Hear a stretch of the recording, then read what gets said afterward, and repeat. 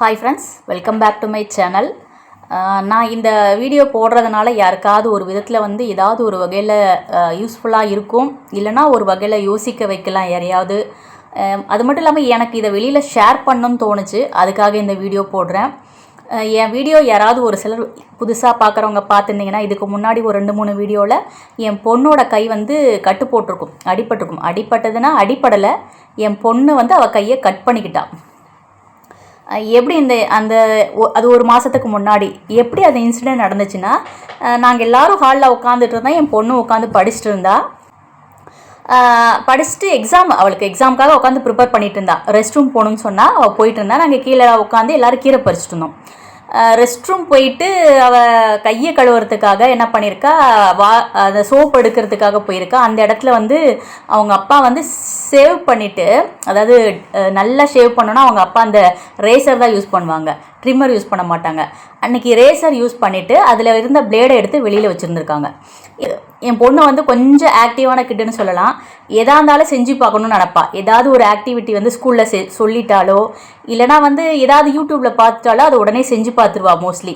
அந்த மாதிரி கொஞ்ச நாளைக்கு முன்னாடி என் பொண்ணு சொன்னா, இந்த மாதிரி சோப்பில் சின்ன சின்ன க்யூபாக பண்ணலாமா, அதை சின்ன சின்னதாக கட் பண்ணி அதை டெய்லி எடுத்து ஹேண்ட் வாஷ் பண்ணி யூஸ் பண்ணிக்கணும், இந்த மாதிரி எங்கள் கிளாஸில் ஒரு பொண்ணு கொடுத்தா அப்படின்னா.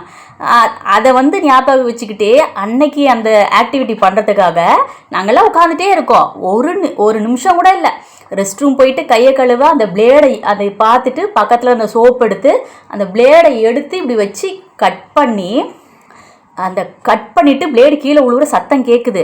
நான் வெளியில் உட்காந்துட்டு, பாப்பா என்ன பாப்பா சத்தம் அப்படின்றேன். ஒன்றுமில்லம்மா அப்படின்னு சொல்லிட்டு அவசர அவசரமாக அந்த பிளேடு எடுத்து மேலே வச்சுட்டு பாப்பா வெளியில் வான்னு நான் சொல்லி கத்தும் போது வெளியில் வர கையெல்லாம் ரத்தம். அடுத்த செகண்டு ஓடி போய் பார்க்குறேன். கை பார்த்திங்கன்னா இதிலிருந்து இது வரைக்கும், கரெக்டாக இது வரைக்கும் இவ்வளோ தூரத்துக்கு அப்படியே கட் ஆகிருக்கு. நான் எந்திரிச்சு ஓடி போய் என்ன பார்ப்பாங்கிற, அம்மா ப்ளீஸ்மா என்னை மன்னிச்சிருங்க அப்படின்றா. அந்த கையை எடுத்து பார்க்குறேன், இந்த 4 விரல், இந்த ஒரு விரல் தனியாக இருக்குது. பார்க்க அப்படி தான் இருந்தது. அந்த ஒரு செகண்ட் என்ன பண்ணுறதுனே தெரில. அப்படியே ஒரு மாதிரி ஆயிடுச்சு, நெஞ்செல்லாம் படபடன்னு. எனக்கு ஒரு மாதிரி என்ன பண்ணுறதுனே தெரில. எனக்கு ஒரே அழுகை தான் வந்தது. அன்னைக்கு அந்த இன்சிடெண்ட் நடந்த அன்னைக்கு ஆக்சுவலாக சாட்டர்டேனால முரளி ஆஃப் டே போயிட்டு ரிட்டன் வந்தாச்சு, ஆஃபீஸ்லேருந்து வந்தாச்சு. அப்போ முரளியும் வீட்டில் தான் இருக்கா. அப்படி அந்த நடந்த உடனேவே என்ன பண்ணிட்டோம், ட்ரெஸ்ஸு மாற்றிக்கிட்டு உடனே ஹாஸ்பிட்டலுக்கு, முரளி இருந்ததுனால உடனே ஹாஸ்பிட்டல் போயிட்டோம். ஹாஸ்பிட்டல் போயிட்டு, நாங்கள் வழக்கமாக போகிற ஹாஸ்பிட்டல் தான் போயிட்டு அங்கே எமர்ஜென்சிக்கு தான் ஃபஸ்ட்டு தூக்கிட்டு போனோம். ஏன்னா கை ரத்தம் வந்துக்கிட்டே இருந்தது. அந்த டீப்பை நான் வீட்டிலே பார்த்துட்டேன், செக் பண்ணிட்டேன். அது ரொம்ப டீப் அதிகம். அதை பார்த்துட்டு தான் எனக்கு ஒன்றுமே முடியல. நாங்கள் முடிவு பண்ணிட்டேன், எப்படி இது ஸ்டிச் இல்லாமல் சரியாகாதுன்னு தெரிஞ்சுட்டு உடனே போயிட்டு எமர்ஜென்சிக்கு போனோம். அதே மாதிரி ஃபஸ்ட்டு அவங்க நர்ஸுக்கிட்ட ஃபஸ்ட் எய்ட் தான் பண்ண சொன்னாங்க. அதுக்கப்புறம் அந்த நர்ஸை செக் பண்ணி பார்த்துச்சு, ஊண்டு ரொம்ப டீப்பாக இருந்ததுனால அந்த நர்ஸ் இமீடியட்டாக போய் டாக்டர்கிட்ட சொல்லி டாக்டரை கூட்டிகிட்டு டாக்டர் உடனே ஸ்டிச்சஸ் போட்டுட்டாங்க. அதெல்லாம் எந்த குறையும் இல்லாமல் நடந்துச்சு. ஸ்டிச்சஸ் போட்டதுக்கப்புறம் டாக்டர் என்ன சொன்னாங்கன்னா, ஒரு 10 நாள் முடித்து 11ஆவது நாள் ஸ்டிச்சஸ் பிரிக்கணும் அப்படின்னு சொல்லி அனுப்பிட்டாங்க. அனுப்பினதுக்கப்புறம் அவர் என்ன கொடுத்தாருன்னா, ஆன்டிபயோட்டிக் கொடுத்தாரு. ஃபீவர் வித் பெயின் ரிலீஃப் அந்த ஒரு சிரப் ஒன்று கொடுத்தாரு. அதெல்லாம் வாங்கிட்டு கொடுத்தோம். 5 டேஸ்க்கு ஆன்டிபயோட்டிக் கொடுத்தாங்க. அதில் எந்த பிரச்சனையும் இல்லை, சரியாக இருந்துச்சு. பாப்பா ஃபஸ்ட்டு ஒரு 2 நாள் கை வலிக்குதுன்னு சொல்லிட்டு இருந்தா. அந்த மருந்து கொடுக்க ஆரம்பித்ததுக்கப்புறம் அப்புறம் ஓகே, ஒரு 4-5 நாள் கழித்து வலி இல்லைன்னு கேட்டுகிட்டே இருந்தேன், பெயின் இருக்கா இல்லையா அப்படிங்கும்போது, இல்லை இப்போ பரவாயில்ல அப்படின்னு சொல்லிட்டு இருந்தா. ஆனால் 11ஆம் நாள் தானே வர சொல்லியிருந்தாங்க. அதுக்குள்ளே ஆல்டர்னேட்டிவ் டேஸில் ஒரு நாள் விட்டு ஒரு நாள் ஹாஸ்பிட்டல் போய் ட்ரெஸ்ஸிங் பண்ணணும் கம்பல்சரி அப்படின்னு சொல்லியிருந்தாங்க. அதனால நாங்களும் ஒரு நாள் விட்டு ஒரு நாள் கம்பல்சரி போய் ட்ரெஸ்ஸிங் பண்ணிவிட்டு வந்துட்டு இருந்தோம். 11ஆவது நாள் எங்களால் ஹாஸ்பிட்டல் போக முடியல. அதனால் கரெக்டாக 12ஆவது நாள் போய் ஸ்டிச்சஸ் பிரிச்சிட்டோம். ஸ்டிச்சஸ் பிரிக்கிறதுக்கு டைரெக்டாக அங்கே போக முடியாது. போயிட்டு டாக்டர்கிட்ட பார்த்துட்டு டாக்டர் போய் பிரிக்கணும்னு ஒரு சீட்டில் எழுதி கொடுக்க சொல்கிறாங்க. அவரும் எழுதி தராரு. அதை வாங்கிக்கிட்டு நம்ம ஸ்டிச்சஸ் பிரிக்கிறதுக்கு அந்த ரூமுக்கு போகணும். அதே மாதிரி டாக்டர் போய் பார்த்தோம். அதே டாக்டர் தான் பார்த்தோம், வேறு டாக்டரை பார்க்கல. அதே டாக்டர் தான் பார்க்கணுன்னு கேட்டோம். அவங்களே பாருங்கள் அதான் பெட்டராக இருக்குன்னு சொன்னாங்க. அதனால் அதே டாக்டரை பார்த்தோம். ஸ்டிச்சஸ் யார் போட்டாங்களோ, எமர்ஜென்சியில் யார் அன்றைக்கி ஸ்டிச்சஸ் போட்டாரோ அவரே பார்த்தோம். அவர் வந்து எழுதி கொடுத்தாரு. ஸ்டிச்சஸ் போய் பிரிச்சிட்டோம். பிரிக்கும் பொழுது நான் பக்கத்திலே இருக்கேன். என் பொண்ணு வந்து ரொம்ப துடிச்சிட்டா. நான் முடிஞ்ச வீடியோ வந்து பக்கத்தில் அட்டாச் பண்ணுறேன் பாருங்கள். நல்லா இருந்த பிள்ளை தான், நல்லாவே இருந்துச்சு. அது ஒரு வேளை பயத்தில் அழுதாளா வழியில் அழுதாளான்னு எனக்கு தெரியாது. ஸ்டிச்சஸ் பிரிக்கும் பொழுது பயங்கரமாக அழுதுட்டா. ஸ்டிச்சஸ் பிரிக்கும் போது பார்த்தீங்கன்னா இவ்வளோ பெரிய ஊண்டு, அதாவது கை தனித்தனியாக இருந்துச்சு. இந்த 4 விரல் தனியாக, இது தனியாக. இவ்வளோ தூரத்துக்கு கட்டானா எப்படி இருக்கும் அது மாதிரி இருந்த விரல். ஸ்டிச்சஸ் பிரிக்கும் போது பார்க்குறேன் இவ்வளோ தான் சேர்ந்துருக்கு, மீதி ஃபுல்லாக ஓப்பனாக இருக்குது. அவங்க ஸ்டிச்சஸ் பிரிச்சுட்டு அவ்வளோதான் போங்க சரியாகன்ட்டாங்க. சரியாக சொல்லிவிட்டு நீங்கள் திரும்ப அந்த கட்டு மட்டும் டாக்டர் என்ன சொன்னாங்கன்னா ஸ்டிச்சஸ் பிரிச்சுட்டு அதில் ஒரு பேண்டேட் மட்டும் போடுங்க அப்படின்னு சொல்லி அனுப்பிட்டார். இவங்க என்ன பண்ணாங்க, ஸ்டிச்சஸ் பிரிச்சுட்டு ஒன்றுமே இல்லை போங்க அப்படின்ட்டாங்க. அந்த ஊண்டு பார்த்தா அப்படியே இருக்குது, திறந்தே கிடக்குது. பார்த்தா ஒரு 100%ல ஒரு 30% வந்து சரியாக இருக்கும், மீதி எல்லாமே அப்படியே ஓப்பனாக இருக்குது. அது எப்படி, எந்த ஒரு மருந்து டாக்டர் எழுதி கொடுக்கல. ஸ்டிச்சஸ் பிரித்ததுக்கப்புறம் டாக்டர் வந்து செக் பண்ணலை. இவங்க அதுக்கு மேலே ஒரு பேண்டேட் போட எதுவுமே இல்லை போங்க அப்படின்னு சொல்லிட்டாங்க. நான் சொன்னேன் டாக்டர் வந்து ஒரு பேண்டைடாவது போடணும்னு சொன்னாங்களே அப்படின்னு சொல்லி நான் கேட்டேன் நர்ஸுக்கிட்ட. அப்படியா அப்படின்னு சொல்லிட்டு மேலே வந்து திரும்ப உங்கள் பேண்டைட் மட்டும், பேண்டைடில் ஒரு கட்டு மாதிரி என்ன ஒன்று இல்லை பேண்டைட் தான் போட்டாங்கன்னு நினைக்கிறேன். பேண்டைட் போட்டுட்டு போங்கன்னு சொல்லிட்டாங்க. டாக்டர் வந்து செக்கே பண்ணலை. ஏன் புருஷன் புண்ணு கொஞ்சம் கூட சரியாகலை, டாக்டர் நம்ம போய் திரும்ப பார்க்கலாம். எனக்கு மனசு கேட்கல, ஏன்னா அது ஓப்பனாகி கிடக்குது.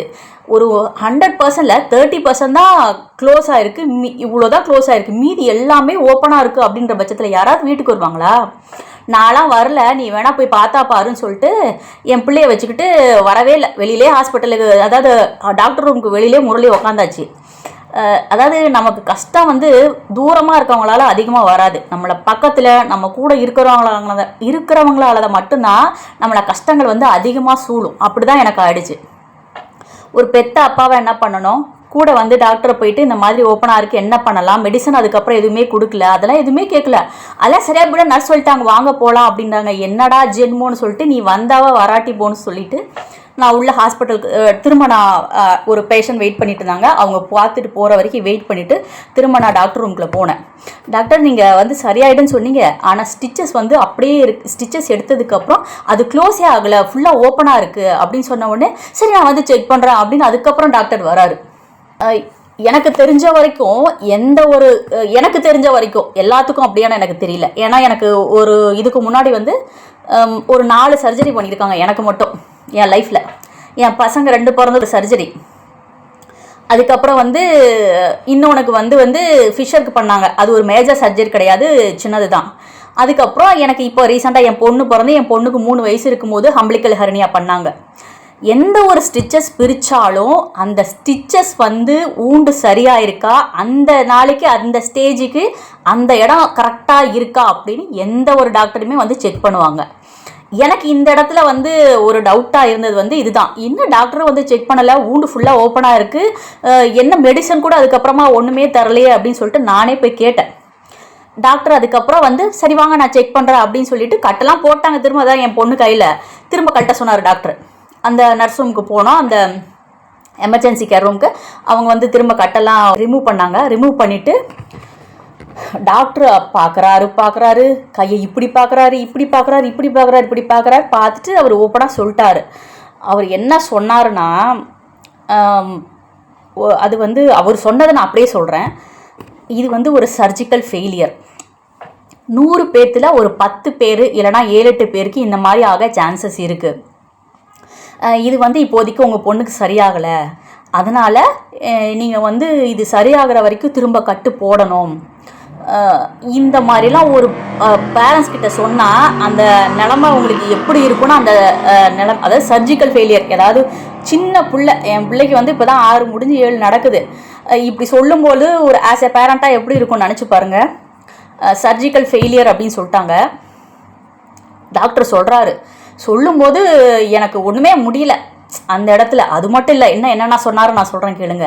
இங்கே நடந்தது எனக்கு இந்த மாதிரி நிறைய விஷயங்கள் எனக்கு மட்டும் இந்த ஹாஸ்பிட்டலில் நடந்திருக்கு. இந்த ஒரு விஷயத்த மட்டும்தான் இப்போ நான் ஷேர் பண்ணிகிட்ருக்கேன். சர்ஜிக்கல் ஃபெயிலியர் அப்படின்னு சொல்லிட்டு நாங்கள் உடனே கேட்குறேன் மாற்றி என்ன பண்ணணும். இப்போ என் பொண்ணு நவ் ஷீ இஸ் ஓகே அப்படின்னு சொல்லி நல்லா தெளிவாக கேட்குறேன். அவர் சொல்கிறாரு உள்ளே வந்து ரெட் கலரில் இருக்குது, which means now she is good அப்படின்லாம் சொல்கிறாரு. அதெல்லாம் தெளிவாக தான் சொன்னார். ஆனால் வந்து செக் மட்டும் தான் பண்ணலை ஸ்டிச்சஸ் பிரித்ததுக்கப்புறம். என்ன பண்ணணும், என் புருஷன் வேற இப்போ தான் என் புருஷனுக்கு அறிவு வந்திருக்கு. அதை ஒருவேளை என் புருஷன் பேச்சை கேட்டு நான் வந்து அப்படியே கையை விட்டு கூட்டிகிட்டு போயிருந்தா என் புள்ள கை நிலமை என்ன இருக்கும்னு எனக்கு தெரியாது. கண்டிப்பாக அந்த ஊண்டு வந்து ஏதாவது இன்ஃபெக்ட் ஆகிருக்கும். ஏன்னா அது ஃபுல்லாக ஓப்பன்லேயே இருக்குது. அவங்க அதுக்கு மெடிசன் தரல, என்ன பண்ணணும்னு சொல்ல எதுவுமே சொல்லலை. நான் மட்டும் ஹாஸ்பிட்டல் சப்போஸ் போகாமல் முரளியை மட்டும் தனியாக அனுப்பி பிள்ளைக்கு ஸ்டிச்சஸ் பிரிச்சுட்டு வந்துருன்னு சொல்லியிருந்தா என் புள்ள கை என்ன இருக்கும்னு எனக்கே தெரியாது. அதுதான் உண்மை. ஏன்னா மோஸ்ட்லி நான் பாப்பாவுக்கு ஃபீவராக இருந்தாலோ கோல்டாக இருந்தாலோ நான் போக மாட்டேன். முரளி மட்டும் டைரெக்டாக போயிட்டு வந்துடுவாங்க. ஏன்னா அதை எப்போவுமே ஹாஸ்பிட்டல் வந்து ஈவினிங் டைம் தான் போகிற மாதிரி இருக்கும். ஆஃபீஸ் போயிட்டு வந்து ஒரு 7 மணிக்கு மேலே தான் ஹாஸ்பிட்டல் போகிற மாதிரி இருக்கும். அந்த சமயத்தில் நான் கிளம்பி வெளியில் போனால் சமைக்கிறது, பாத்திரம் வளர்க்குறது, இந்த வேலையெல்லாம் அப்படியே நிற்கும். அப்படின்றதுனால எப்போவுமே ஈவினிங் டைம் தான் போவாங்கிறதுனால சளி காய்ச்சலுக்கு எல்லாரும் அங்கே மோஸ்ட்லி வந்து காமனாக ஒரு 2-3 மெடிசன் வச்சுருக்காங்க. அதைத்தான் மாற்றி கொடுக்குறாங்க. அதுக்கு எதுக்கு நானுன்னு சொல்லிட்டு நான் எப்போவுமே முரளியும் என் பிள்ளையும் மட்டும்தான் அனுப்புவேன். மற்ற எது உடம்பு சரியில்லைனா கூட இதுக்கு மட்டும் நான் கண்டினியூஸாக ரெகுலராக போனேன். எனக்கு தெரிஞ்சிருச்சு அது. அதுக்கும் ஏன் நான் போனேன்னா, இதுக்கு முன்னாடி என் பொண்ணுக்கு வந்து இந்த இடத்துல பார்த்தீங்கன்னா ஐப்ரோவில் ஒரு அடிபட்டிருக்கும். அதே ஹாஸ்பிட்டலுக்கு தான் போனேன். என் புருஷனுக்கு தெரியல, நான் போகல. அப்போ அந்த ஊண்டு வந்து பெருசாக இல்லை, ஒரு கட்டு தான். அதனால் டக்குன்னு முரளி நான் போயிட்டு வந்துடுறேன், நான் வந்து அப்போ ரெடியாகல எதுவுமே பண்ணலை, நான் போயிட்டு வந்துடுறேன்னு சொல்லிட்டு முரளி கூட்டிகிட்டு போயிட்டா. அப்படி அந்த ஊண்டுக்கு என்ன பண்ணாங்கன்னா, என் முரளி கூட்டிகிட்டு போனது வந்து குழந்தைங்க டாக்டர்கிட்ட கூப்பிட்டு போயிட்டாங்க. அவர் என்ன சொன்னாருன்னா, இது வந்து கட்டாயிருக்கு, இது நான் பார்க்க முடியாது, இது வந்து நீங்கள் சர்ஜன்ட்ட போங்க அப்படின்னு சொன்னாங்க. சர்ஜன்ட்ட போனால் சர்ஜன் என்ன சொன்னார், இது ஐ ஏரியாவில் இருக்குது, ஆஸ் பர் மினிஸ்ட்ரி ரூல்ஸ் படி நான் இந்த ஏரியாக்களில் நான் பார்க்கக்கூடாது, இது வந்து ஐ டாக்டர் தான் பார்க்கணும்னு ஐ டாக்டர்கிட்ட அனுப்பிட்டாங்க. ஐ டாக்டர்கிட்ட போனதுக்கு ஐ டாக்டர் என்ன பண்ணாங்கன்னா, இது வந்து கட்டு, இதே எப்படி நான் பார்க்குறது, இதை சர்ஜன் தான் பார்க்கணும்னு சொல்லி ஐ டாக்டர் திரும்ப சர்ஜனுக்கு அனுப்பிட்டாங்க. சர்ஜன்ட்ட போனால் இது வந்து நான் பார்க்க முடியாது, நீங்கள் போய் எதுக்கும் நீங்கள் டாக்டர்கிட்ட கேளுங்க, திரும்ப யார்கிட்ட ஐ டாக்டர் அனுப்பிட்டாங்க. முரளி வந்து சுற்றி ஒரு 1 ஹவருக்கு மேலே டாக்டருங்கிட்ட மட்டும் சுற்றி கடைசியாக வந்து போங்கடா சார் தான் அப்படின்னு சொல்லிட்டு திரும்ப வந்து பீடியாட்ரிஷன்ட்டே வந்துட்டு இந்த மாதிரி என்னை அலைய வைக்கிறாங்க டாக்டர், நான் போகிறேன், உங்களுக்கு எதாவது மெடிசன் இருந்தால் கொடுங்கன்னு சொல்லி முரளி கேட்க, அந்த குழந்தைங்க டாக்டர் வந்து ஒரு ஆன்டிகட் மெடிசன் ஒன்று கொடுத்தாரு, ஒரு ஆயில்மெண்ட் மாதிரி கொடுத்தாரு. அதை வாங்கிட்டு வந்து போட்டோம். 3 நாளில் கொஞ்சம் கொஞ்சமாக அதெல்லாம் அப்படியே ஹீல் ஆகிட ஆரம்பிச்சிருச்சு. 1 வாரத்தில் என் பொண்ணுக்கு அது சரியாக போயிடுச்சு. ஏன்னா அந்த ஊண்டு வந்து டீப் வந்து ரொம்ப கம்மி, அதனால் அது சரியாக போயிடுச்சு. இதுக்கு வந்து டீப் ரொம்ப அதிகம் அப்படிங்கிறதுனால இது கொஞ்சம் பிரச்சனையாகிடுச்சு. இருங்க, இப்போ நான் என்ன சொல்லிட்டு இருந்தேன், டாக்டர் வந்து இது சர்ஜிக்கல் ஃபெயிலியர் அப்படின்னு சொல்லிட்டாங்க. அதுக்கப்புறம் நோண்டி கேட்க நிறைய கொஸ்டின் கேட்டோம். ஏன் இப்படி ஆச்சு, என்ன ஆச்சு, இது வந்து அவர் சொன்னது ஒரு சிலருக்கு இப்படி ஆகும், இது மோஸ்ட் மூவபிள் ஏரியா அப்படிங்கிறதுனால இந்த மாதிரி ஆயிருந்திருக்கலாம், இல்லைனா உங்கள் பொண்ணு தண்ணியில் கை வச்சுருந்துருக்கலாம் அப்படி அப்படின்னு அவர்லாம் சொன்னார். ஆனால் என் பொண்ணு தண்ணிலாம் கை வைக்கல. நான் அவர்கிட்ட அடுத்த செகண்டே சொல்லிட்டேன், இல்லை டாக்டர் என் பொண்ணு தண்ணியில் கையை வைக்கவே கிடையாது, இந்த கையவும் அவள் அதிகமாக மூவ் பண்ணவே இல்லை, எனக்கு தெரியும், நான் பார்த்துட்டு தான் இருந்தேன் அப்படின்னு நான் சொன்னேன். இல்லை இது சர்ஜிக்கல் ஃபெயிலியர் அப்படின்ட்டார். இதுக்கு என்ன பண்ணணும், இல்லை நீங்கள் தொடர்ந்து வந்து இங்கே நோக்கணும் அப்படின்னாரு. தொடர்ந்து வந்து நாங்கள் அங்கே பார்த்தா இதனால சப்போஸ் இது வந்து சேரலைன்னா என்ன டாக்டர் பண்ணணும் அப்படின்னு முரளி ஒரு கேள்வி கேட்டவுடனே அவர் போட்டாரு பாருங்க ஒரு குண்டை. இது வந்து இந்த இடத்துல இருக்க ஸ்கின்னெல்லாம் கட் பண்ணி எடுத்துட்டு வேற இடத்துல இருந்து ஸ்கின் எடுத்து வச்சு அதை பிளாஸ்டிக் சர்ஜரி பண்ணணும் அப்படின்னாரு. அதை கேட்டுட்டு அப்படியே எங்கள் 2 பேர்த்து கண்ணுலேயும் தண்ணி வரல. அந்த ஒரு இடத்துல எப்படி இருக்கும்னு நினச்சி பாருங்க. அந்த புண்ணும் காயல, இது அவரே சொல்கிறாரு, இது இப்படியே இருந்தால் இன்ஃபெக்ஷன் ஆகி இப்படி என்னென்னமே சொன்னார், அவர் நிறைய சொன்னார். அதெல்லாம் கேட்டவுடனே எனக்கு ஹாஸ்பிட்டல் விட்டு வெளியில் இந்த விஷயங்கள்லாம் நடக்கும் பொழுது, ஏன்னா தையல் பிரிக்க நாங்கள் நைட்டு தானே போவோம், எப்பயுமே ஹாஸ்பிட்டல் நைட்டு தான் போவோம். ஏன்னா முன்னாடிலாம் என் புருஷன் கூட்டிகிட்டு போகிறதுக்கு வாய்ப்பே கிடையாது. இந்த விஷயங்கள்லாம் கட்டை பிரித்து திரும்ப டாக்டரை பார்த்து இதெல்லாம் நடந்து அவர் செக் பண்ணி இப்படிலாம் சொல்கிறதுக்கு வந்து நைட்டு 9:45 ஆயிடுச்சு. டாக்டர் என்ன சொன்னாருன்னா, இந்த விஷயங்கள் அதாவது இனி அந்த சரியாகிற வரைக்குமே ஆன்டிபயோட்டிக் திரும்ப நீங்கள் ஆன்டிபயோட்டிக் கொடுத்தீங்களான்னு எனக்கு திரும்ப ஒரு கேள்வி கேட்டார். இது சேரவே இல்லையே, நீங்கள் ஆன்டிபயோட்டிக் கொடுத்தீங்களான்னாரு. நீங்கள் 5 days கொடுத்தீங்க டாக்டர், அந்த 5 days கரெக்டாக நான் கொடுத்துட்டேன் அப்படின்ட்டேன். திரும்ப இது சேர வரைக்கும் நீங்கள் ஆன்டிபயோட்டிக் தொடர்ந்து கொடுத்து தான் ஆகணும் அப்படின்னாரு. அது மட்டும் இல்லாமல் என் பொண்ணு கையில் வலியே இல்லைங்கிறா. வலியே இல்லைன்னு சொன்னாலும் அவருக்கு அந்த ஃபீவருக்கும் பெயின் ரிலீஃபுக்கான மருந்து திரும்ப எழுதி கொடுத்துட்டாரு. எனக்கு ஒன்றுமே புரியல. ஹாஸ்பிட்டலை விட்டு 9:45 நைட்டு வெளியில் வரத்துக்கும் எனக்கு மனசு இல்லை. என்ன பண்ணுறது, அதுக்கு மேலே வேறு ஹாஸ்பிட்டலும் போக முடியாது. அங்கே வெளியில் எனக்கு கண்ணில் ஒரே தண்ணி. ஒரு ஸ்டெப் வெளியில் எடுத்து வச்சுட்டு, இல்லை நான் இதுக்கு மேலே அந்த டாக்டர்கிட்ட வரமாட்டேன், ஒன்று டாக்டரை மாற்று, இல்லைனா வேறு ஏதாவது ஹாஸ்பிட்டல் போகலாம் அப்படின்னு சொல்லிட்டு நான் அதே இடத்துல நின்றுட்டேன். நான் நின்றுட்டு நான் அழுவுறதை பார்த்துட்டு முரளி சரிவா வேறு ஹாஸ்பிட்டல் போகலான்னு, நான் எந்த ஹாஸ்பிட்டல் பேரையுமே சொல்ல விரும்பலை. வேறு ஹாஸ்பிட்டல் போனாங்க. நைட் டைமு அப்படி நாங்கள் அந்த ஹாஸ்பிட்டல் போகிறதுக்கு நைட் 10 மணி ஆச்சு. அவங்க என்ன சொல்லிட்டாங்க, இந்த சமயத்தில் எந்த சர்ஜனும் இருக்க மாட்டாங்க, நாளைக்கு காலையில் வந்துடுங்க 8 மணிக்கு அப்படின்னாங்க. அப்புறம் திரும்ப எனக்கு மனசு திரும்ப அதே ஹாஸ்பிட்டல் போனோம். எந்த கையில் ஸ்டிச்சு போட்டோமோ என் பொண்ணுக்கு அதே ஹாஸ்பிட்டல் போனோம். ஏன்னா அங்கே ஒரு சர்ஜன் ஆல்ரெடி நானும் போய் பார்த்துருக்கேன், அவர் ஒரு நல்ல சர்ஜன் அப்படிங்கிறதுனால சரி அவர்கிட்டே போய் பார்த்துடலாம், நம்ம ஏன் ஹாஸ்பிட்டல் மாற்றுவானா, டாக்டரை மாற்றி பார்க்கலான்னு சொல்லிட்டு போய் கேட்டோம், நாளைக்கு டாக்டர் வருவாங்களா, சர்ஜன் வருவாங்களான்னு. வருவார், நாளைக்கு பாருங்கள் இப்போ இல்லைன்னு சொல்லிட்டாங்க. ஏன்னா நைட்டு 10 மணி ஆயிடுச்சு. அடுத்த நாள் அன்றைக்கி நைட்டெல்லாம் தூங்கவே கிடையாது நான். அடுத்த நாள் காலையில் எந்திரிச்சிட்டு என் பையனை ஸ்கூலுக்கு அனுப்பியாச்சு, என் பொண்ணை ஸ்கூலுக்கு அனுப்பல. 7:30 மணிக்கெல்லாம் கிளம்பிட்டோம் வீட்டிலேருந்து. காலையில் 7:30 மணிக்கெலாம் கிளம்பிட்டோம். டாக்டர் அதே மாதிரி அந்த சமயத்தில் வந்துட்டார். சர்ஜனை போய் பார்த்தோம். அவர் பயப்படாதீங்க, ஒன்றும் இல்லை, இது சரியாயிடும், அந்தளவுக்குலாம் இது ஒன்றும் பயப்படுற அளவுக்கு இல்லை. என்ன சொல்கிறதுனா, அவர் கேட்டார் என்ன பிரச்சனை, ஏன் என்னை பார்க்க வந்தீங்கன்னு கேட்டார். நடந்தது எல்லாத்தையுமே நான் அவர்கிட்ட சொன்னோம். அவர் சொன்ன உடனே நீங்கள் ஒன்றும் பயப்படாதீங்க, இதை நான் சரி பண்ணித்தரேன், நீங்கள் பயப்படுற அளவுக்குலாம் இது ஒன்றுமே கிடையாது, இது சரியாயிடும் அப்படின்னு சொல்லிட்டு அவர் கொஞ்சம் அவர் இதுக்கு முன்னாடி கொடுத்த டாக்டர் மாதிரி இல்லாமல் அவர் ஒரு நாள் விட்டு ஒரு நாள் வர சொன்னார். அதுக்கப்புறம் அந்த ஸ்டிச்சஸ் பிரித்ததுக்கப்புறம் என்ன சொன்னாருன்னா, 3 நாளைக்கு ஒருக்கா வாங்கன்னு சொன்னார் எங்களையே. ஆனால் சர்ஜன்ட்ட போனோம் அடுத்த நாள். சர்ஜன் என்ன சொன்னார்னா, இல்லை நீங்கள் கண்டினியூஸாக ஒரு 7 days நீங்கள் எங்கிட்ட கையை காட்டிட்டு நான் கை இம்ப்ரூவ் ஆகுதான்னு பார்க்கணும், இம்ப்ரூவ் ஆகுதான் நான் பார்த்துட்டு நான் என்ன மெடிசன் அவங்களுக்கு என்ன மாதிரி ட்ரெஸ்ஸிங் பண்ண சொல்கிறோன்னா நீங்கள் அந்த மாதிரி தான் ட்ரெஸ்ஸிங் பண்ணணும் அப்படின்னாரு. அதே மாதிரி ஒவ்வொரு நாளும் காலையில் நாங்கள் சர்ஜனை போய் பார்ப்போம். அவரே கட்டை பிரிச்சுட்டு கையில் கட்டை பிரித்து பார்த்துட்டு ஹீலாக இருக்கா, பெட்டராக இருக்கா. அவர் கொஞ்சம் ஏஜ்டான ஆள், நல்ல ட்ரீட்மெண்ட் பார்ப்பார். எனக்கு ஒரு டைம் பார்த்துருக்காரு. அந்த ஒரு நம்பிக்கையில் தான் நான் அவர்கிட்ட போனேன். பார்த்துட்டு நல்ல பெட்டராக இருக்குது, ஒன்றும் பயப்படாதீங்க, ஒரு டாக்டரை தான் நாங்கள் நம்பிக்கை தரணும், நான் உங்களுக்கு கண்டிப்பாக சரி பண்ணி கொடுக்குறேன், இது ஒன்றுமே கிடையாது, நீங்கள் பயப்படுற அளவுக்குலாம் இல்லை, இந்த மாதிரி நான் நிறைய கேஸை பார்த்துருக்கேன் அப்படின்னு சொன்னார். அவர் என்ன சொன்னார்னா, இந்த மாதிரி அடுத்த நாள் காலையில் போனவுடனே இவர் ஆன்டிபயோட்டிக் எவ்வளோ நாள் சரியாகுதோ அது வரைக்கும் டெய்லி கொடுக்கணும்னு சொன்னார் அப்படின்னு சொன்னேன்னா, இவர் சர்ஜன் சிரிச்சிட்டு அதெல்லாம் கிடையாது, ஆன்டிபயோட்டிக்ங்கிறது ஒரு லோக்கல் ப்ராடக்ட்டு, இதெல்லாம் நீங்கள் எதுவும் கொடுக்காதீங்க, அது குழந்தை, அது இல்லாமல் நம்மளோட குழந்தைக்கு நல்ல பெட்டராக ஹீல் ஆகும், அதனால அதெல்லாம் எதுவுமே தேவை கிடையாது. அந்த பெயின் ரிலீஃபுக்கு ஃபீவருக்குலாம் மருந்து கொடுத்தாங்கன்னு சொல்ல, எந்த மருந்தும் கொடுக்காதீங்க, நான் ட்ரெஸ்ஸிங் மட்டும் பண்ணுறேன்.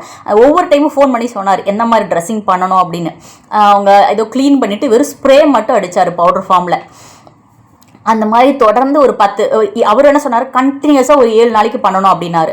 கண்டினியூஸாக 7 நாளைக்கு பண்ணோம். டாக்டர் அப்புறம் அதுக்குள்ளே பார்த்தா அந்த சர்ஜனுக்கு ஏதோ மெடிக்கல் லீவு, அவர் வரல அப்படிங்கிறோம். தொடர்ந்து 10 நாள் தொடர்ந்து, அதுக்கு முன்னாடி ஒரு 12 நாள், அதுக்கப்புறம் தொடர்ந்து ஒரு 10 நாள் ஹாஸ்பிட்டல் போயிட்டு டெய்லி ட்ரெஸ்ஸிங் பண்ணிவிட்டு அதை க்ளீன் பண்ணிவிட்டு கட்டு போட்டுகிட்டே இருந்தோம். கட்டு போட்டுகிட்டே இருக்க இந்த ஹீல் எப்படி ஆச்சுன்னா, அந்த புண்ணு இந்த இடத்துல ஆக்சுவலாக அப்படி தான் ஆகும் போல், ஹீலு கீழேருந்து கொஞ்சம் கொஞ்சமாக சதை சேர்ந்துக்கிட்டே கொஞ்சம் கொஞ்சமாக மேலே வந்துருச்சு. நல்லா பாப்பாவுக்கு டெய்லி கேட்பேன் இச்சிங் ஆகுதான்னு, அவள் இச்சிங் ஆகுதுன்னு சொல்லுவாள். அப்போ இச்சிங் ஆகுதுன்னா அந்த இடத்துல நல்லா ஹீல் ஆகுதுன்னு தானே அர்த்தம். அந்த மாதிரி அவள் நல்லா கொஞ்சம் கொஞ்சமாக கடைசியாக பார்த்தீங்கன்னா ஒரு 22 நாள் இருக்கும். அப்போல்லாம் ஓரளவுக்கு மேலே கட்டை பிரிக்கும் போது மேலே வரைக்கும் ஸ்கின் வந்துருச்சு. ஒரு 22 நாள் 23 நாளுக்கு அப்புறம் எனக்கு ஓரளவுக்கு போதும்ன்ற மாதிரி தோணிருச்சு. இப்போ நான் எதுக்கு இதை சொல்கிறேன்னா, என் பொண்ணு இப்போ பர்ஃபெக்டாக ஹீல் ஆகிட்டா, நல்லா இருக்கா. பழைய ஸ்கின்னெல்லாம் உறிஞ்சிட்டு புது ஸ்கின்னெல்லாம் வந்துருச்சு. அந்த இடத்துல இந்த இடத்துல இவ்வளோ தூரத்துக்கு ஒரு மார்க் மட்டும்தான் இருக்குது. பர்ஃபெக்டாக ஹீல் ஆகிடுச்சு. எந்த ஒரு ஆன்டிபயாட்டிக்கும் கொடுக்காம. அது ஃபஸ்ட்டு கொடுத்தது கூட எனக்கு தேவையா இல்லையான்னு எனக்கு தெரியல. ஏன்னா இவங்க தான் ஸ்டிச்சஸ் போட்டாங்களே, அந்த பெயினுக்கு மட்டும் கொடுத்துருந்தா போதும். இருந்தாலும் எல்லா டாக்டருங்களும் கொடுக்குற மாதிரி அவர் கொடுத்தாரு. அதெல்லாம் கரெக்டாக தான் பண்ணார் ஃபஸ்ட்டு கொடுத்த டாக்டர். நான் ஃபீல் பண்ண வரைக்கும் என்னென்னா, எந்த ஒரு டாக்டராக இருந்தாலும் கட்டு பிரித்ததுக்கப்புறம் ஸ்டிச்சஸ் பிரித்ததுக்கப்புறம் அது புண்ணை வந்து செக் பண்ணணும். அது இந்த டாக்டர் பண்ண கிடையாது. அந்த டாக்டருக்கு அந்த ஊண்டு வந்து எவ்வளோ நாளில் ஹீல் ஆகுனே தெரியல. 12 நாளில் வந்து தையல் பிரிக்கிறோம். அதுக்கப்புறமும் அது அந்த இடம் வந்து ஃபுல்லாக ஓப்பனாக இருக்குது. ஒரு 30% தான் கம்ப்ளீட் ஆகிருக்கு. ஓப்பன் ஆனது க்ளோஸ் ஆகிறதுக்கு எவ்வளோ நாள் எடுத்துக்கூட தெரியல அவருக்கு. அவர் தெரியாதனால இனிமேல் இதை நீங்கள் டெய்லி வந்து கொஞ்சம் கேர் பண்ணி பார்க்கணும், பார்த்து தான் எங்களால் சொல்ல முடியும். அவருக்கு ஆக்சுவலாக அந்த டாக்டருக்கு தெரியல. அதுதான் உண்மை. அவருக்கு வந்து எதுவுமே தெரியாதுன்னு நான் சொல்ல வரல. அவர் செஞ்ச வரைக்கும், அவர் படித்த வரைக்கும் என்ன பண்ணாரோ அது வரைக்கும் செஞ்சு கரெக்டாக செஞ்சார். அதுக்கப்புறம் உண்மையிலேயே அவருக்கு எக்ஸ்பீரியன்ஸ் சுத்தமாகவே கிடையாது. இன்னும் நிறைய விஷயங்கள் இருக்குது. என்னால் எவ்வளோ டீட்டெயிலாக வந்து எல்லாமே இந்த வீடியோவில் சொல்ல முடியல. நம்ம எல்லாரும் எந்த ஹாஸ்பிட்டல் போகிறோம், இது என்னோடய அனுபவத்தில் நான் சொல்கிறேன். எவ்வளோ பெரிய ஹாஸ்பிட்டல் போகிறோம், சின்ன ஹாஸ்பிட்டல் போகிறோம், அந்த கணக்கெலாம் கிடையாது. நாம் போகிற டாக்டருக்கு மருத்துவம் தெரியுதா அப்படிங்கிறத மட்டும்தான் மேட்ரு. எல்லாத்தையும் போய் டாக்டர் படிங்கன்னா இப்படித்தான் ஆகும்னு நினைக்கிறேன். அவர் வந்து டாக்டருக்கு தெரியலன்னு நான் சொல்ல வரல. அவரெல்லாம் கரெக்டாக தான் பண்ணார். ஸ்டிச்சஸ் போட்டார், மருந்து கொடுத்தாரு, எல்லாத்துக்கான மருந்து கொடுத்தாரு. அவருக்கு தெரிஞ்ச ப்ரொசீஜர்லாம் கரெக்டாக ஃபாலோ பண்ணார். அதுக்கு மேலே அவருக்கு தெரியல. அதுதான் உண்மை. மருத்துவம் தெரியலன்னு நான் சொல்ல வரல. அதுக்கு மேலே அவருக்கு எக்ஸ்பீரியன்ஸ் இல்லைன்னு நான் சொல்ல வரேன். அதாவது எக்ஸ்பீரியன்ஸ் இல்லாத ஒரு டாக்டரை அந்த இடத்துல எதுக்காக ஹாஸ்பிட்டல் வச்சுருக்காங்கன்னு எனக்கு தெரியல. அவர் ஸ்டிச்சஸ் போட்டு அதுக்கப்புறம் என்ன பண்ணணும்னு அவருக்கு தெரியல. இதை நம்ம யாரை குறை சொல்கிறது? இப்போ எல்லாரும் வந்து இந்த மாதிரி தேடி தேடி அந்த இடத்துல போய் கேள்வி கேட்டு எத்தனை பேர் திரும்ப இப்போ நான் போகாமல் என் புருஷன் மட்டும் போயிருந்தேன், அந்த இடத்துல கேள்வி கேட்காம என் பிள்ளைய அப்படியே தான் தூக்கிட்டு வந்திருப்பாங்க. அதுதான் உண்மை. எங்கள் வீட்டை பொறுத்த வரைக்கும் இதே மாதிரி வேற யாராவது அந்த புண்ணை சரியாக ஹீல் ஆகாமையே அதுக்கப்புறம் அவங்க போதும் அப்படின்னு சொன்னதுக்கப்புறம் என் பொண்ணுக்கு நான் 20 நாள் அந்த இடத்துக்கு மருந்து போட்டு ட்ரெஸ்ஸிங் பண்ணியிருக்கேன். அதுக்கப்புறம் தான் அது வந்து எந்த ஒரு இன்ஃபெக்ஷனும் இல்லாமல் ஹீல் ஆச்சு. அப்படி எதுவுமே இல்லாமல் விட்டுருந்தா அது என்ன ஆயிருக்கும்? ஒரு நிமிஷம், கண்டிப்பாக இன்ஃபெக்ஷன் ஆகிருக்கும். இன்ஃபெக்ஷன் ஆகியிருந்தால் அது என்ன ஆயிருக்கும் நீங்கள் யோசிச்சு பாருங்கள். இந்த மாதிரி இந்த ஊரில் எனக்கு இதுக்கு மட்டும் கிடையாது. என் பொண்ணோட இந்த தழும்புக்கு உங்களுக்கு ஒரு இன்சிடென்ட் சொன்னேன்னா, இப்போ இந்த கைக்கு ஒரு இன்சிடென்ட் சொன்னேன்னா, அதுக்கு முன்னாடி அதே ஹாஸ்பிட்டலில் என்னோட ஃபஸ்ட்டு அந்த ஹாஸ்பிட்டலில் தான் எனக்கு வந்து ஹர்னியா செக் பண்ணி சிசேரியன் பண்ணலான்னு எல்லாம் முடிவு எடுத்துட்டு அவங்க சொல்லிட்டாங்க ஓப்பன் தான் பண்ணணும்னு சொல்லிட்டு. ஓப்பன் பண்ணுன்னு சொல்லிட்டு அந்த டாக்டருக்கு வந்து ஏதோ ஒரு எமர்ஜென்சி லீவுனால ஒரு 3 நாள் வெளியில் போயிட்டு நான் 3ஆவது நாள் வருவேன், அன்னைக்கு சிசேரியன் வச்சுக்கலாம்னு சொல்லிட்டு போயிட்டாரு. அது வரைக்கும் நீங்கள் நிற்கக்கூடாது, நடக்கக்கூடாது, நிறைய ரூல்ஸ் சொன்னாங்க. ஏன்னா அந்த இன்டெஸ்டைன் எனக்கு வந்து ஸ்டக்காக இருந்துச்சு அதனால். ஆனால் அந்த 3 நாளில் நான் படுத்துக்கிட்டு தானே இருந்தேன். நமக்கு தான் எங்கள் வைஃபை ஃப்ரீ ஆச்சு. அந்த 3 நாளில் வந்து நான் எடுத்து நிறைய செக் பண்ண நெட்டில் எல்லாம் போட்டு செக் பண்ணதுக்கப்புறம் அந்த ஹர்னியாவுக்கு வந்து ஓப்பன் பண்ணணும்னு எந்த அவசியமே கிடையாது. லேப்ராஸ்கோப் மூலிமா பண்ணிக்கலாம். அதுக்கும் வந்து இவங்க ஏன் ஓப்பன் சிசேரியன் பண்ணணும்னு சொன்னாங்கன்னா, லேப்ராஸ்கோப்பில் வைக்கிற வந்து வலை மாதிரி ஒன்று வைப்பாங்க வயிற்றில். அந்த வலை வந்து இவங்ககிட்ட இல்லையாம். நாங்கள் போய் 3 நாள் கழிச்சு கேட்குறோம். இது வந்து லேப்ராஸ்கோப்பில் பண்ணுறது தான் பெஸ்ட்டுன்னு சொல்கிறாங்க. இந்த மாதிரி ஓப்பனாக பண்ணால் ரிஸ்க்கு, திரும்ப பண்ணுற மாதிரி இருக்கும், எப்படியுமே லேப்ராஸ்கோப்பில் பண்ணுறது தான் பெஸ்ட்டுன்னு சொல்கிறாங்களே அப்படின்னு சொல்லி நானே போய் டாக்டர்கிட்ட கேட்குறேன். ஆமாம், லேப்ராஸ்கோப்பில் பண்ணுறது தான் பெஸ்ட்டு. அப்புறம் ஏன் டாக்டர் நீங்கள் ஓப்பனில் பண்ணலான்னு சொன்னீங்க அப்படின்னு சொல்லி நான் கேட்குறேன். ஓப்பன் சர்ஜரி கத்தி வச்சு கிழிச்சு பண்ணுவாங்களே, அந்த மாதிரி ஏன் பண்ணலான்னு சொன்னீங்க அப்படின்னு நான் டாக்டர்கிட்ட கேட்குறேன். அதே ஹாஸ்பிட்டலில் அந்த டாக்டர் ஒரு ரீசன் கொடுத்தார். அவர் எப்பேற்பட்ட டாக்டர் பார்த்துக்கோங்க. எங்கள் ஹாஸ்பிட்டலில் அந்த மாதிரி லேப்ராஸ்கோப்பில் வைக்கிறதுக்குன்னு தனியாக வலை இருக்கான். லேப்ராஸ்கோப்பில் வைக்கிறதுக்கு ஒரு மாதிரி மெஸ்ஸு, ஓப்பன் சர்ஜரியில் வைக்கிறதுக்கு ஒரு மாதிரி மெஸ்ஸு உள்ளே வைக்கிற வலை. அதெல்லாம் நான் நெட்டில் எல்லாம் A to Z போட்டு பார்த்துட்டு நான் எல்லா கேள்வியும் டாக்டரை கேட்டுட்டேன். அந்த மெஸ் எங்கிட்ட இல்லை, அதனால தான் வந்து நான் வந்து உங்களை ஓப்பன் சர்ஜரி பண்ண போகிறேன் அப்படின்னாரு. ஏன் டாக்டர் ஓப்பன் சர்ஜரி வந்து ஆல்ரெடி எனக்கு 2 சர்ஜரி பண்ணிட்டாங்க, என் 2 பசங்க பிறந்ததும் வந்து சிசேரியனில் தான், திரும்ப ஓப்பன் சர்ஜரி பண்ணால் எனக்கு ஹெல்த் எப்படி பாதிக்கும், அதனால் லேப்ரோஸ்கோப் பண்ணிவிடுங்களா அப்படிங்க. எங்ககிட்ட அந்த மெஸ் இல்லை, நீங்கள் வேணால் வேறு ஹாஸ்பிட்டலில் போய் பாருங்கள் அப்படிங்கிறாரு. பார்த்துக்கோங்க, அதுக்கும் நிறைய கடன் இருந்துச்சு. இப்போ இதெல்லாம் சொல்ல சொல்ல பார்த்தீங்கன்னா இந்த வீடியோ ரொம்ப பெருசாக போகும். நான் அதனால் இந்த சாப்டர் மட்டும் நிறுத்திக்கிறேன். அதாவது எந்த ஹாஸ்பிட்டலுக்கு போகிறோம், எப்படி போகிறோம் அப்படிங்கிறத விட, நம்ம போகிற டாக்டர் சின்ன வயசாக இருந்தாலும் சரி, பெரிய வயசாக இருந்தாலும் சரி, எக்ஸ்பீரியன்ஸ் இருக்கா, உண்மையிலே அவங்களுக்கு மருத்துவத்து மேலே வந்து இன்ட்ரெஸ்ட் இருக்கா. ஒருத்தருக்கு இப்போ எல்லா தொழிலையுமே பார்ப்போம், ஒருத்தர் சொல்கிறத கேட்டு செய்கிறவன் வந்து பெருசாக சக்ஸஸ் ஆக மாட்டான். அவனுக்கா அந்த விஷயத்தில் வந்து இந்த விஷயம் இது இப்படி பண்ணலாம் அப்படிங்கிறவன் மட்டும்தான் சக்ஸஸ் ஆவான். அந்த மாதிரி எல்லாரும் இன்ட்ரெஸ்ட் இருந்தால் டாக்டர் தொழிலுக்கு போகணும், இல்லைனா போவே கூடாது. உண்மையிலே பணம் கிடைக்கும், நம்ம போய் செட்டில் ஆயிடலாம் அப்படின்னு நினச்சி பிள்ளைங்களை படிக்க வச்சு அந்த மருத்துவத்தில் தள்ளி எத்தனை பேர் தான் 100 பேர் கொன்னா தான் ஒருத்தன் வைத்தியன் அப்படின்ற மாதிரி கணக்கு தான் எனக்கு அது தெரிஞ்சது. அவருக்கு எக்ஸ்பீரியன்ஸ் இல்லை அப்படிங்கிறதுக்காக என் புள்ள வந்து 1 மாதம் வரைக்கும் ஆன்டிபயோட்டிக், அது அந்த சதை வந்து மேலே வரைக்கும் கூடி வரத்துக்கு வந்து 1 மாதம் ஆச்சு. கரெக்டாக 30 நாள் என் புள்ள கையில் கட்டு போட்டிருந்தா. 30 நாள் என் புள்ள ஆன்டிபயோட்டிக் சாப்பிட முடியுங்களா சொல்லுங்கள்? அது ஒரு டாக்டராக சொல்கிறாரு, நீங்கள் இது சரியாகிற வரைக்கும் கடைசி வரைக்கும் நீங்கள் ஆன்டிபயோட்டிக் கொடுக்கணும் அப்படின்னு. அவ்வளோ நாள் ஆன்டிபயோட்டிக் சாப்பிட்டா ஏதாவது சைடு எஃபெக்ட் வருமா நான் அடுத்த செகண்டே கேட்டேன். ஒன்றும் வராது, அந்த வயிற்றெரிச்சல், லூஸ் மோஷன் இந்த மாதிரி தான் வரும்னு அவர் டாக்டர் சொன்னார். அந்த ஒரு ஆன்டிபயோட்டிக் 20 நாள் அவர் சொன்னதுக்கப்புறம், ஆல்ரெடி ஒரு 12 நாள் போயிடுச்சு, அதுக்கப்புறம் ஒரு 20 நாள், அதுக்கப்புறம் நான் எந்த ஆன்டிபயோட்டிக் கொடுக்கவே இல்லையே. கொடுக்காம நான் சரி பண்ணிட்டேன்ல, அப்போ எதுக்காக அந்த மருந்து என் புள்ள தேவையில்லாமல் எடுத்துக்கணும் சொல்லுங்கள்? இதெல்லாம் யார் மேலே குத்த சொல்ல, என்ன யார் மேலே குத்தம் சொல்கிறதுனே எனக்கு ஒன்றும் புரியல. நிறைய பேர் இந்த ஊரில் இருக்கிறவங்க நிறைய பேர் என் முன்னாடியே கேட்டிருக்காங்க. நாங்களும் ஃபஸ்ட்டு ஆரம்பத்தில் வந்து பேசுகிறதுக்கு லாங்குவேஜ் கம்யூனிகேஷன் ஈஸியாக இருக்கும் அப்படிங்கிறதுனால இந்த டாக்டர் எந்த ஊர்லேருந்து வராங்க, எந்த நாட்டிலேருந்து வராங்க அப்படிலாம் கேட்டு நானே போயிருக்கேன். அந்த மாதிரிலாம் நம்ம சூஸ் பண்ணக்கூடாது. என்னோடய எக்ஸ்பீரியன்ஸில் நான் சொல்கிறேன், இந்த மாதிரி எந்த ஊர்லேருந்து வராங்க, எந்த ஊர்லேருந்து வேணால் வரட்டும், எந்த நாட்டில் வேணால் படிச்சிருந்தாலும் உண்மையிலே அந்த டாக்டருக்கு வந்து மருத்துவம் தெரியுதா அப்படின்னு தெரிஞ்சுக்கிட்டு அந்த டாக்டர்கிட்ட போகிறது தான் நம்ம பண்ணுற ஒரு நல்ல விஷயமா இருக்கும்னு நான் நினைக்கிறேன். என்னோடய எக்ஸ்பீரியன்ஸில் சொல்கிறேன். இப்போ நான் எல்லாத்தையுமே வெளிப்படையாக சொல்ல முடியாது. ஹாஸ்பிட்டல் பேர், டாக்டர் பேர், எந்த ஊரில் நான் பார்த்தேங்கிறத கூட. நான் கடைசியாக பார்த்த சர்ஜன் வந்து நம்ம இந்தியன் கிடையாது தான், வேறு ஒரு கண்ட்ரியை டாக்டரை சேர்ந்தவன் தான். என்னை பொறுத்த வரைக்கும் ஒரு நல்ல எக்ஸ்பீரியன்ஸ் ஆளாக போனேன்னா அவங்க நிறைய கேஸை பார்த்துருப்பாங்க. அவங்களுக்கு வந்து பார்த்த உடனே தெரியும், இதுக்கு இதுதான் பிரச்சனை, இது இவ்வளோ நாளாக சரியாக போகும், இதுக்கு இது பண்ணால் சரியாக போகும் அப்படிங்கிறது தெரியும். இப்போ பொண்ணோட இன்சிடெண்ட்டில் இருந்து யாரை குறை சொல்ல பாருங்கள். இதில் நான் அந்த 1 மாதம் அது எவ்வளோ கஷ்டப்பட்டிருப்பேன். அந்த கடைசி நான் இந்த ஒரு வீடியோவை வந்து என் பொண்ணோட கை சரியானதுக்கப்புறம் போடணுன்னு தான் நான் வெயிட் பண்ணிட்டு இருந்தேன். ஏன்னா எனக்கு ஒரு பயம், அதுக்குள்ளே இன்ஃபெக்ஷன் ஆகிடுமோ, வேறு ஏதாவது ஆகிடுமோ, இன்ஃபெக்ஷன் ஆகிடும் பயந்துக்கிட்டே உட்காந்துருந்தேன். இப்போ பர்ஃபெக்டாக ஹீல் ஆகிடுச்சு, கை நார்மலாக ஆகிடுச்சு, அந்த பழைய ஸ்கின்னெல்லாம் உறிஞ்சிட்டு புது ஸ்கின்னெல்லாம் வர ஆரம்பிச்சிருச்சு. அதுக்கப்புறம் தான் இந்த வீடியோ போட்டேன். அது வரைக்கும் கொஞ்சம் பயந்துக்கிட்டே தான் இருந்தேன். என் பொண்ணு வந்து கடைசியாக ஆக ஆக இந்த கட்டை பிரிக்கிறதுக்கு பார்த்தாலே அழுவ ஆரம்பிச்சிட்டா. கையை வந்து கட்டு இல்லாமல் பார்த்தாலே அழுவ ஆரம்பிச்சிட்டா.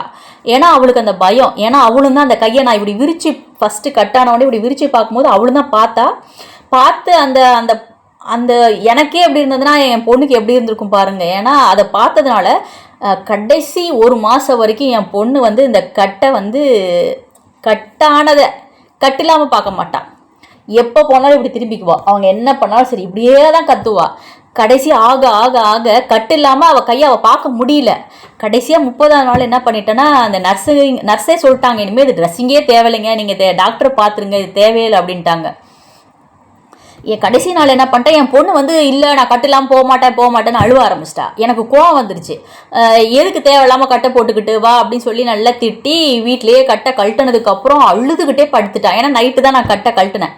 அழுதுகிட்டே படுத்துட்டு அடுத்த நாள் காலையில் வந்து நான் ஸ்கூலுக்கு அவங்க அப்பா எழுப்புறாங்க, வாப்பாப்பா போய் குளிக்கலாம்னு சொல்லிட்டு.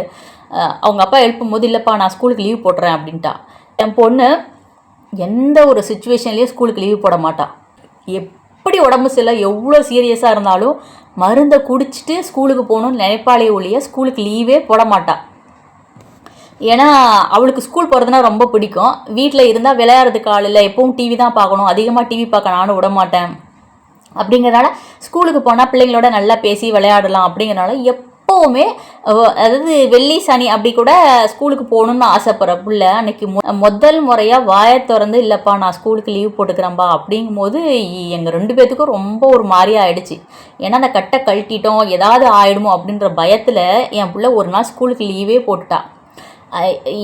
ஒரு உதாரணம் சொல்ல போனால் கையை கட் பண்ணிக்கிட்டா பார்த்தீங்களா, கட் பண்ணிவிட்டு ஸ்டிச்சஸ் போட்டுட்டு வீட்டுக்கு ஒரு 4 மணிக்கு வந்தோம். என்றைக்கு கட் பண்ணாலோ அன்னைக்கு 4 மணிக்கு வீட்டுக்கு வந்தோம். ஈவினிங் 4-4:30 மணி இருக்கும். ஏன்னா மதியானம் ஒரு 2-2:30 தான் கையை கட் பண்ணிக்கிட்டா. ஹாஸ்பிட்டல் போயிட்டு ப்ரொசீஜர்லாம் முடிச்சுட்டு வீட்டுக்கு வரத்துக்கு ஒரு 4 to 4:30 இருக்கும். சனிக்கிழமை வந்துட்டு அடுத்த நாள் இவளுக்கு இவிஎஸ் எக்ஸாமு. என் பிள்ளை ஆனால் கட் ஆகிட்டு ஸ்டிச்சஸ் போட்டால் அந்த பெயின் எப்படி இருக்கும் நான் யோசிச்சு பாருங்கள். அதுலேயுமே அடுத்த நாள் காலைல லீவ் போட்டுக்கு பாப்பான்னு சொல்கிறேன். அழுவுறான். நான் லீவே போட மாட்டேன், நான் எக்ஸாமில் ஃபெயில் ஆகிடுவேன் அப்படின்னு சொல்லிட்டு அதுக்கு ஒரு அழுகாச்சு. ஏற்கனவே அந்த காய்ச்சல் அந்த உடம்பு வலியெல்லாம் இருக்குது பிள்ளைக்கு, அந்த கட்டானது ஸ்டிச்சஸ் போட்டதெல்லாம். அவங்க அப்பா நம்ம சரி போகட்டும் அப்படின்னு சொல்லிட்டு அந்த பெயின் கில்லர் மருந்தை கொடுத்துட்டு ஸ்கூலுக்கு அனுப்பிட்டோம். முன்னாடி நாள் 4 மணிக்கு ஸ்டிச் போடுறாங்க, அடுத்த நாள் காலைல 7 மணிக்கு ஸ்கூலுக்கு போயிட்டா எக்ஸாம் எழுத. எக்ஸாம்லாம் சூப்பராக பண்ணியிருந்தா, மார்க் நல்லா வாங்கிட்டா. அதெல்லாம் அந்த எக்ஸாம் பேப்பர் பார்த்தோன்னே உண்மையிலே நான் ரொம்ப சந்தோஷப்பட்டேன். ஏன்னா நல்லா ஃபுல் மார்க் வாங்கிட்டா, எந்த தப்புமே இல்லாமல். அந்தளவுக்கு படிப்புலேயும் இன்ட்ரெஸ்ட் தான் பிள்ளைக்கு, ஸ்கூல் லீவே போட மாட்டா. அப்படி இருந்த பிள்ளை அந்த கட்டு கடைசியாக 30வது நாள் கழட்டும் பொழுது அதை பார்க்க முடியல என் பிள்ளையால். அப்போ எந்தளவுக்கு அந்த கட்டு அந்த பிள்ளை பயந்துருக்குன்னு மட்டும் பாருங்கள். என்னோட எக்ஸ்பீரியன்ஸ்லேருந்து என்ன மாதிரி டாக்டரை பார்க்குறோம், எந்த ஊர்லேருந்து இங்கே இருக்கவங்களுக்கு சொல்கிறேன், எந்த கண்ட்ரிலேருந்து வந்தாங்க அப்படின்லாம் கேட்டு போகாதீங்க. என்னோடய எக்ஸ்பீரியன்ஸ்லேருந்து நான் கற்றுக்கிட்டது அதுதான். அவ்வளோதான் ஃப்ரெண்ட்ஸ். இந்த வீடியோ இன்னும் சொல்லணும்னா நிறைய விஷயங்கள் இதிலேயே இருக்குது. எல்லாத்தையும் கொஞ்சம் தான் சொல்லியிருக்கேன். ஒவ்வொரு விஷயத்தையும் எக்ஸ்பிளைன் பண்ணணுன்னா என் பொண்ணு கண்ணுக்காக இருக்கட்டும் சரி, இதுக்கு கூட கைக்கு கூட சொல்கிறேன். இன்னும் நிறைய விஷயங்கள் நான் நடுவில் சொல்லலை. அதே மாதிரி என்னோடய அம்பிள்கிள் ஹரிணியெல்லாம் சொன்னால் அது ஒரு 1/2 hour ஓடும். அதுக்கு என்னென்ன நடந்துச்சு அப்படின்னு ஒரு டீட்டெயிலாக சொல்ல போனால். இதோட முடிச்சுக்கிறேன் ஃப்ரெண்ட்ஸ். ஒரு நல்ல டாக்டராக பார்த்து போங்க, நல்ல ஹாஸ்பிட்டலாக பார்த்து போங்க. எந்த ஹாஸ்பிட்டல் போகணும், சின்ன ஹாஸ்பிட்டலோ பெரிய ஹாஸ்பிட்டலோ, டாக்டருக்கு மருத்துவம் தெரிஞ்சிருக்கா அப்படின்னு பார்த்துட்டு உண்மையிலே அவர் நல்லா பண்ணுறாரான்னு விசாரிச்சுட்டு போங்க. அவ்வளோதான் ஃப்ரெண்ட்ஸ். இந்த வீடியோ பிடிச்சிருந்தா லைக் பண்ணுங்கள், ஷேர் பண்ணுங்கள், சப்ஸ்கிரைப் பண்ணுங்கள். நம்ம நெக்ஸ்ட் ஒரு வீடியோவில் மீட் பண்ணலாம். தேங்க்யூ.